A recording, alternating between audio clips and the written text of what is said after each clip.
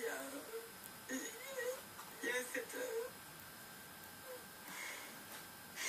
il y a la colline, ce qu'on a appelé la colline, entre nous, je sais pas si je l'appelle pas comme ça, mais moi je l'appelle comme ça, parce que ça fait un monticule, quoi, ça fait un monticule du corps, et c'est improbable, quoi, de voir ça.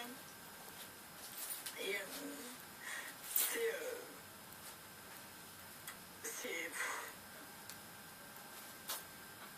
On n'est pas censé voir ça dans sa vie, quoi.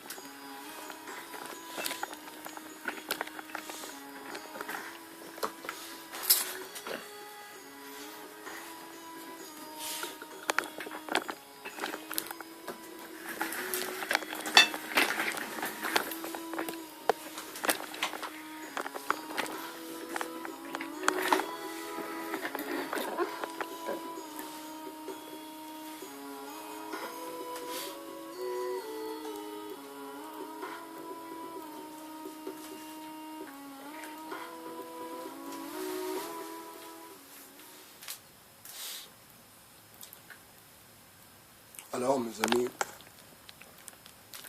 je pense que par cette introduction,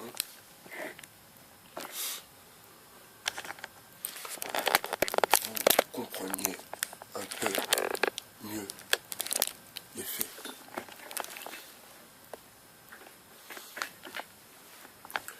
N'oubliez pas le grand Israël. N'oubliez pas ceux qui veulent.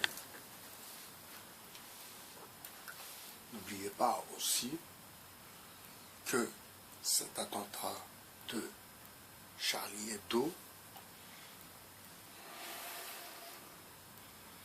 la réponse aux attentats avait été de bombarder la Syrie.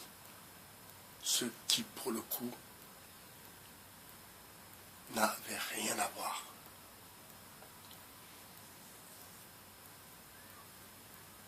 Et là, on comprend mieux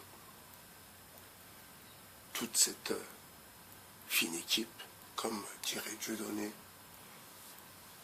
qui se sont infiltrés au plus haut de l'État, comme Habib Meir.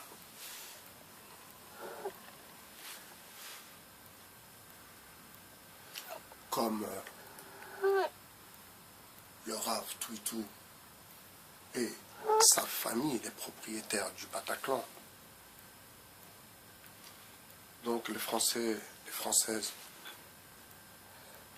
il faut aussi que vous ouvriez un peu plus les yeux sur ce qui est en train de se passer dans votre pays. Vous vous rendez pas compte que vous avez affaire à des gens qui se sont totalement infiltrés,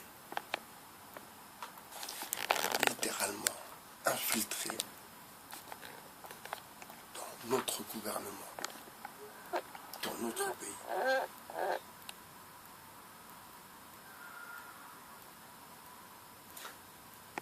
la suite du Bataclan, le procès ne voit pas le jour. Car il y a des zones d'ombre. Et les zones d'ombre, vous les connaissez comme moi. Comment cela se fait-il? Des militaires étaient en poste à côté du Bataclan et ont reçu l'ordre de ne pas intervenir. Alors cette vidéo est aussi pour ces jeunes qui ont vécu la terreur dans cette salle de spectacle. Pour le coup, ça doit être vraiment atroce de vivre des choses aussi terribles. Et vous voyez, on a accusé ceux qui sont morts, donc ceux qui ne pourront jamais témoigner sur la véracité de leurs faits et gestes dans cette manipulation, ce complot d'État, cet attentat sous false flag, enfin bref, une manipulation certaine, une manipulation qui est pour le coup reconnue même dans les milieux de la bien-pensante, que cette histoire est une drôle d'histoire. Et quand je vous dis que l'attentat de Charlie Hebdo a été le prétexte pour aller bombarder la Syrie, c'est pas des conneries, je suis sérieux. Prétextant que cet attentat était revendiqué par le I, alors que les revendications faites par le I viennent toujours d'Israël en premier. C'est un peu drôle quand même. Donc chaque revendication, à chaque fois qu'il y a un attentat, c'est revendiqué par une agence de presse israélienne.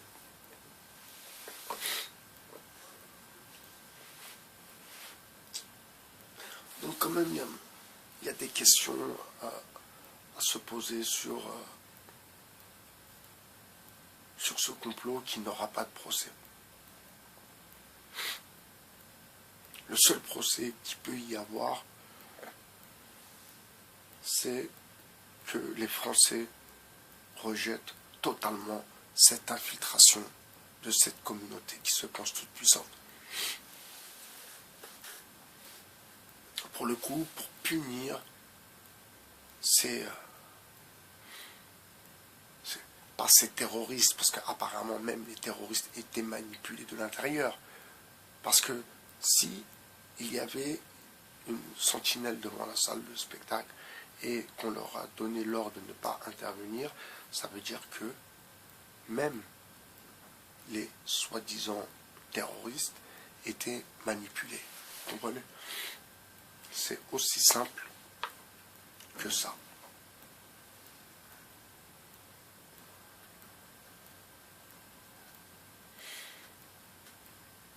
Je voudrais quand même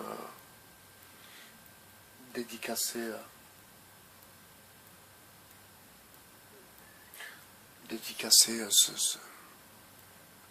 cette vidéo au travail de Ben Hamza, donc Michel Hamza, pour son travail de recherche, et ne pas oublier que ce monsieur est traîné devant les tribunaux, qu'il a été attaqué.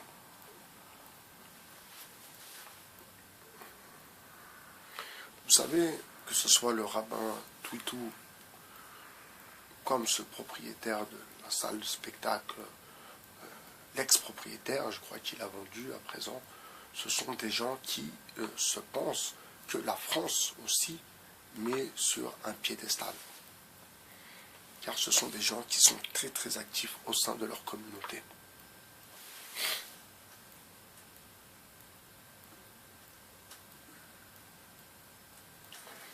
Donc je ne fais pas des vidéos dans le but de perdre du temps, juste dans le but de vous réapproprier la vérité. Bye BHR sur le 2.0. Ciao.